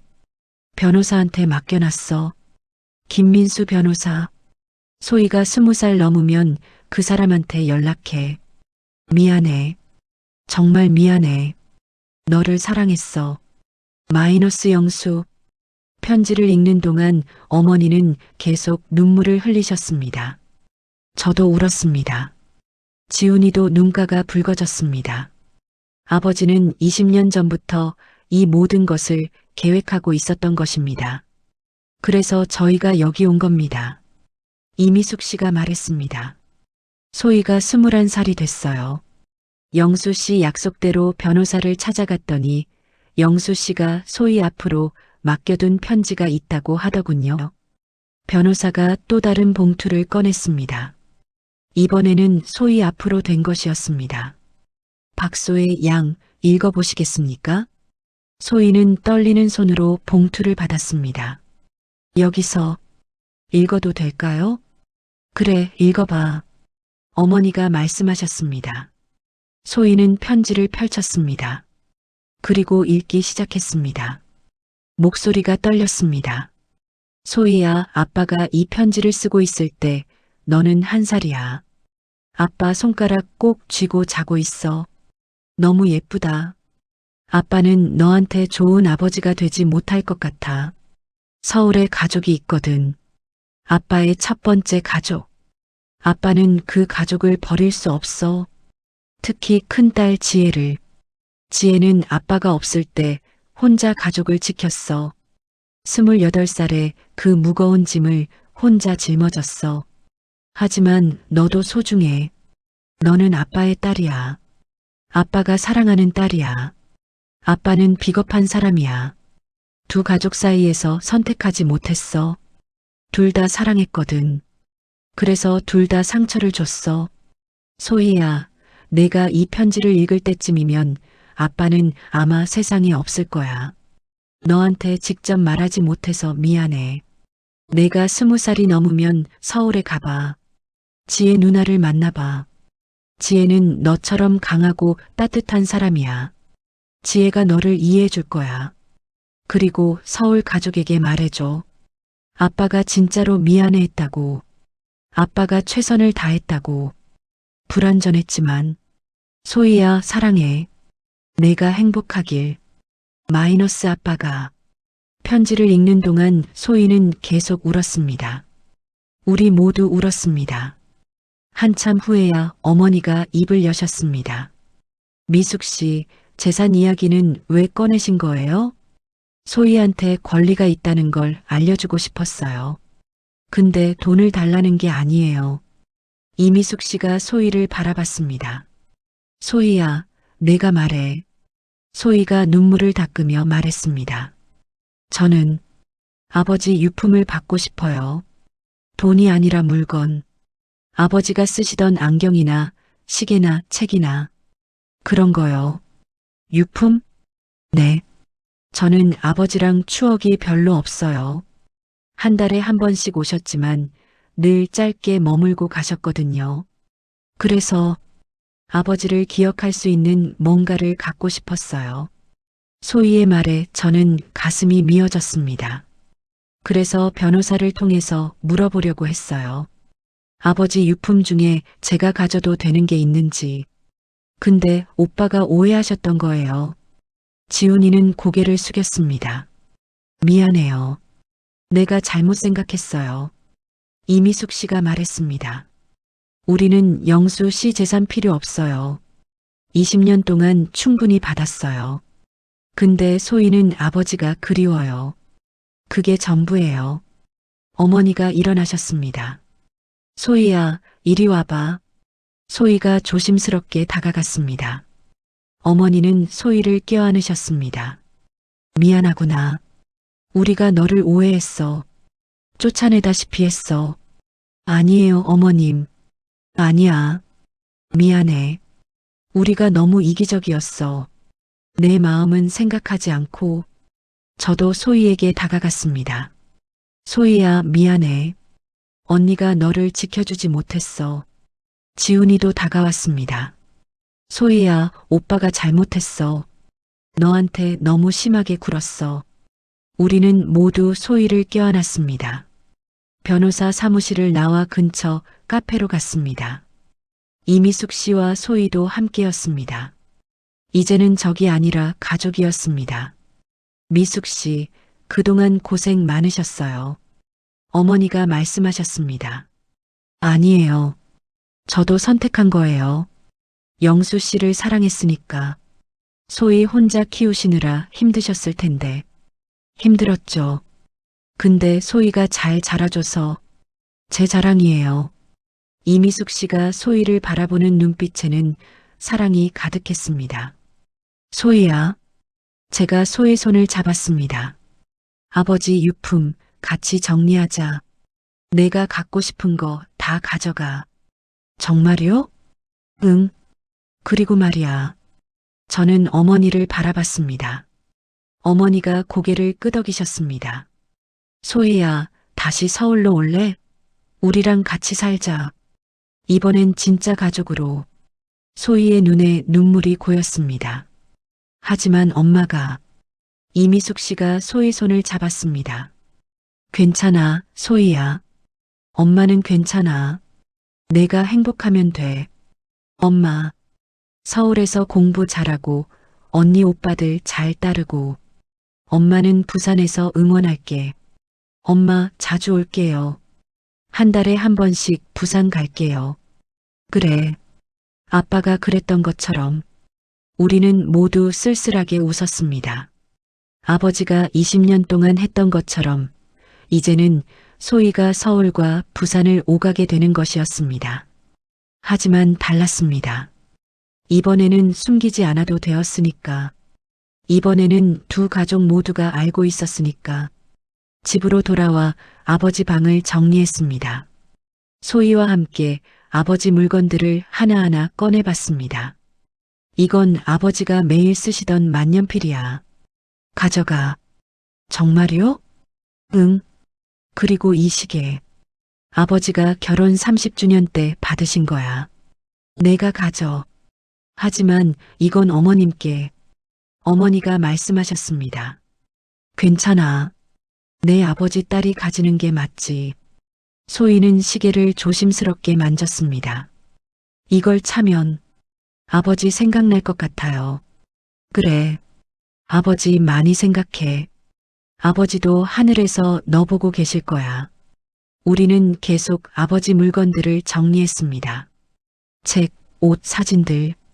하나하나가 추억이었습니다. 그러다 오래된 상자 하나를 발견했습니다. 이게 뭐지?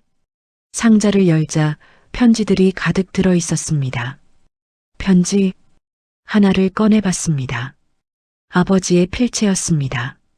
지혜에게 오늘은 내가 대학에 합격한 날이구나. 아빠가 얼마나 자랑스러운지 제게 쓴 편지였습니다. 하지만 저는 이 편지를 받은 적이 없었습니다. 다른 편지들도 꺼냈습니다. 지은이에게, 어머니에게, 그리고 소희에게 아버지가 평생 쓰고 싶었지만 보내지 못한 편지들이었습니다. 아버지가 이렇게 많은 편지를 어머니의 목소리가 떨렸습니다. 우리는 밤새 아버지의 편지를 읽었습니다. 울고 웃고 또 울었습니다. 정말이지 아버지는 불완전했지만 우리 모두를 사랑했던 것입니다. 한 달이 지났습니다. 소희는 다시 서울로 올라왔고 이번에는 정식으로 우리 집 식구가 되었습니다. 소희 방을 제대로 꾸며주었습니다. 침대, 책상, 옷장. 소희는 신기한 듯 자기 방을 둘러보며 웃었습니다. 제 방이 생긴 건 처음이에요. 부산에서는 엄마랑 같은 방 썼거든요. 이제부터 여기가 내 방이야. 마음대로 꾸며. 지은이가 말했습니다. 지은이는 요즘 소희와 제일 친했습니다. 나이 차이가 적어서 그런지 자주 함께 쇼핑도 가고 카페도 갔습니다. 언니, 이따 명동 갈래? 옷 사러. 정말요? 좋아요. 두 자매가 웃으며 나가는 모습을 보니 흐뭇했습니다. 정말이지, 이제는 진짜 가족 같았습니다. 주말이 되었습니다. 온 가족이 함께 아버지 산소에 갔습니다.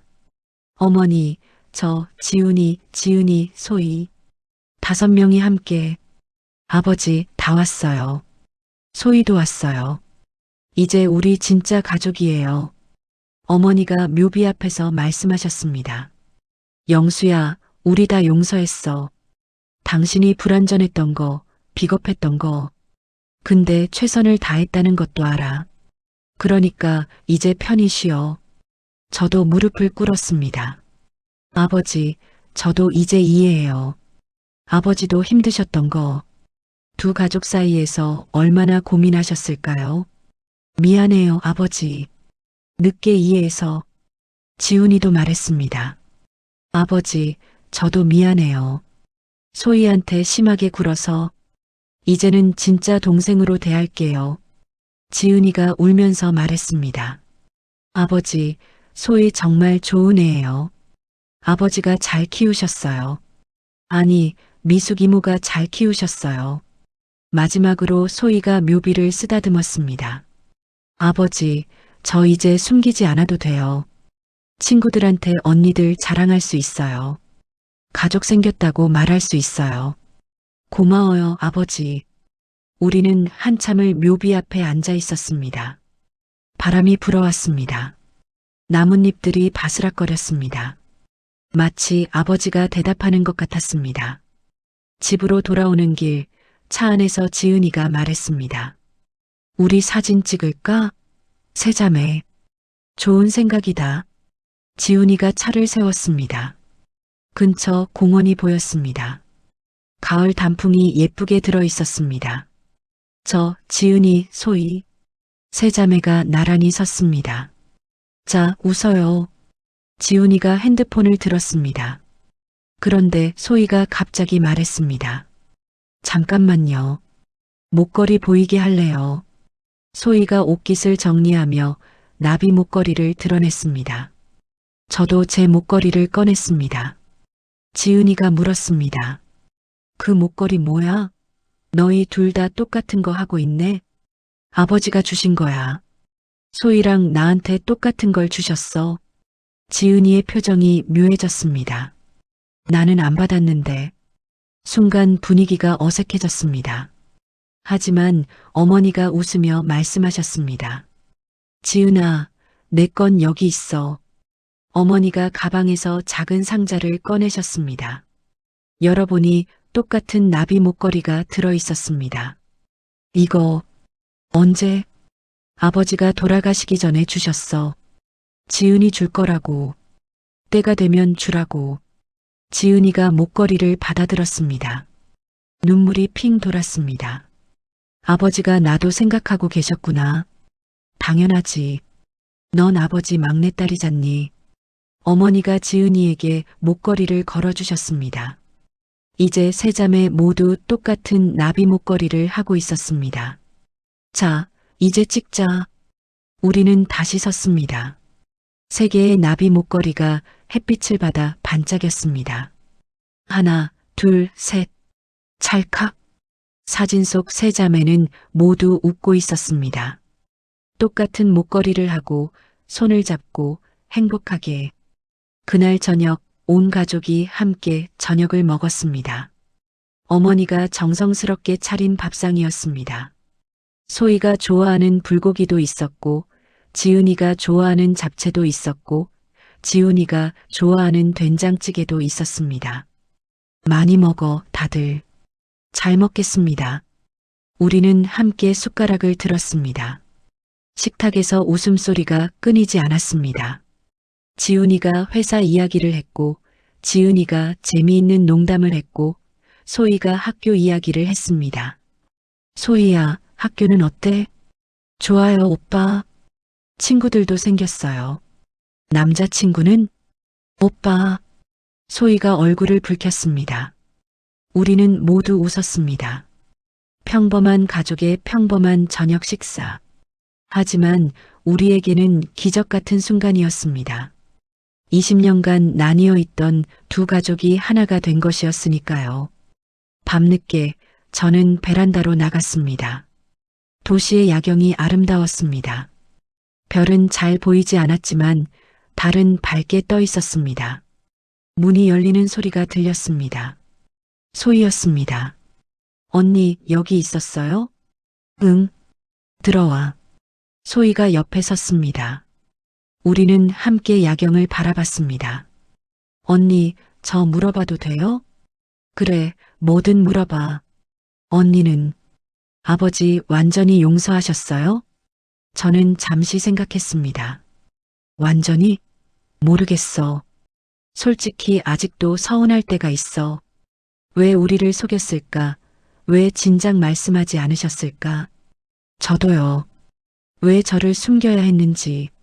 근데 말이야, 소희야. 나 요즘 생각해봤어. 아버지도 최선을 다하신 것 같아. 불완전했지만. 소희가 고개를 끄덕였습니다.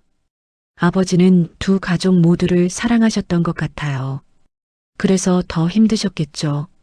응. 누구도 포기할 수 없었던 거야. 그래서 20년 동안 두 가족 사이를 오갔던 거고, 저는 목걸이를 만졌습니다. 이 목걸이 있잖아. 처음에는 화가 났어. 우리한테 똑같은 걸 주다니. 근데 이제는 알겠어. 아버지가 우리 모두를 똑같이 사랑했다는 뜻이야. 소희도 목걸이를 만졌습니다. 세 개의 나비 목걸이. 세 딸을 위한. 응. 우리는 모두 아버지의 딸이야. 똑같이 소중한. 우리는 손을 잡았습니다. 정말이지, 우리는 이제 진짜 자매였습니다. 한 달 후, 이미숙 씨가 서울에 올라오셨습니다. 소혜 잘 지내니? 네, 엄마. 잘 지내요. 어머니가 이미숙 씨를 따뜻하게 맞이하셨습니다. 미숙 씨, 오셔서 며칠 묵고 가세요. 괜찮아요. 호텔 잡았어요. 무슨 소리예요? 여기서 주무세요. 우리 가족인데. 이미숙 씨가 놀란 표정을 지었습니다. 가족이요? 그럼요. 소희 엄마시잖아요. 그럼 우리 가족이죠. 어머니의 말에 이미숙 씨의 눈에 눈물이 맺혔습니다. 고맙습니다. 정말 고맙습니다. 그날 저녁 우리는 6명이 함께 식사를 했습니다. 어머니, 이미숙 씨, 저, 지은이, 소희. 두 어머니가 나란히 앉아 음식을 나누는 모습을 보니 신기했습니다. 같은 남자를 사랑했던 두 여자. 하지만 이제는 원망이 아니라 이해가 있었습니다. 미숙 씨, 소희 정말 잘 키우셨어요. 아니에요. 제가 부족한 점이 많았어요. 천만에요. 소희는 착하고 예의 바르고 공부도 잘하잖아요. 다 미숙 씨 덕분이에요. 순자 씨도 고생 많으셨죠. 새 아이 키우시느라. 두 여자는 서로를 이해하는 눈빛으로 바라봤습니다. 정말이지 여자들은 강했습니다. 남자가 만든 상처를 치유하고 가족을 지키고 용서하는 힘이 있었습니다. 크리스마스가 왔습니다. 우리는 집에 큰 트리를 장식했습니다. 소희가 신나서 장식품을 달았습니다. 여기에 별 하나 더 달까요? 그래, 달아봐. 지훈이가 사다리를 잡아주었습니다. 트리 장식이 끝나고 우리는 거실에 모여 앉았습니다. 올해는 정말 많은 일이 있었네요. 지은이가 말했습니다. 응. 아버지가 돌아가시고 소희를 만나고 가족이 되고 힘든 일도 많았지만 좋은 일도 많았어. 어머니가 말씀하셨습니다. 우리 가족이 더 커졌잖니. 이제 소희도 있고 미숙 씨도 가족이고. 소희가 조심스럽게 말했습니다. 저 말해도 될까요? 그래, 말해봐. 저 처음에는 두려웠어요. 서울 가족이 저를 받아들일까? 언니들이 저를 싫어하진 않을까? 소희의 목소리가 떨렸습니다. 근데 이제는 정말 행복해요. 제 편이 이렇게 많은 거예요. 언니들도 있고, 오빠도 있고, 어머님도 계시고, 정말 꿈만 같아요. 우리는 모두 소희를 바라봤습니다. 소희야, 우리도 행복해. 내가 와줘서. 제가 말했습니다. 응, 맞아. 소희 없으면 우리 가족 완성 안 돼. 지은이가 소희를 껴안았습니다. 지훈이도 말했습니다. 소희야, 미안해. 형이 처음에 너한테 심했지? 아니에요, 오빠. 이해해요. 아니야. 미안해. 이제 진짜 동생처럼 대할게. 뭐 필요한 거 있으면 언제든 말해. 어머니가 우리를 바라보시며 미소 지으셨습니다. 우리 가족 참 복잡하지? 근데 그게 뭐 어때? 사랑이 있으면 되지. 맞는 말씀이었습니다. 완벽한 가족은 없었습니다. 하지만 진심은 있었습니다. 그날 밤 저는 창가에 서서 하늘을 올려다봤습니다. 구름 사이로 별이 하나 보였습니다. 유난히 밝게 빛나고 있었습니다. 아버지, 보고 계세요? 우리 잘 지내고 있어요. 바람이 불어와 제 머리카락을 흔들었습니다. 화나지 않아요. 이제는 아버지도 최선을 다하신 거 알아요. 불완전했지만 사랑은 진짜였다는 것도 알아요. 목걸이를 쓰다듬었습니다. 은빛 나비가 달빛을 받아 반짝였습니다. 고마워요, 아버지. 소희를 우리에게 남겨주셔서. 이제 우리는 진짜 가족이에요. 별이 더 밝게 빛나는 것 같았습니다. 저는 웃으며 창문을 닫았습니다. 거실에서는 여전히 가족들의 웃음소리가 들렸습니다. 소희의 맑은 웃음, 지은이의 제잘거림, 지훈이의 농담, 어머니의 따뜻한 목소리. 이것이 우리 가족이었습니다. 불완전하지만 진실한, 복잡하지만 사랑이 가득한, 그리고 이제는 완전한 우리 가족. 세상에는 완벽한 가족은 없습니다. 하지만 용서와 이해가 있다면 불완전함도 아름다울 수 있습니다. 세 개의 나비 목걸이가 그것을 증명하고 있었습니다. 같은 사랑에서 태어난 세 딸. 이제는 하나의 가족으로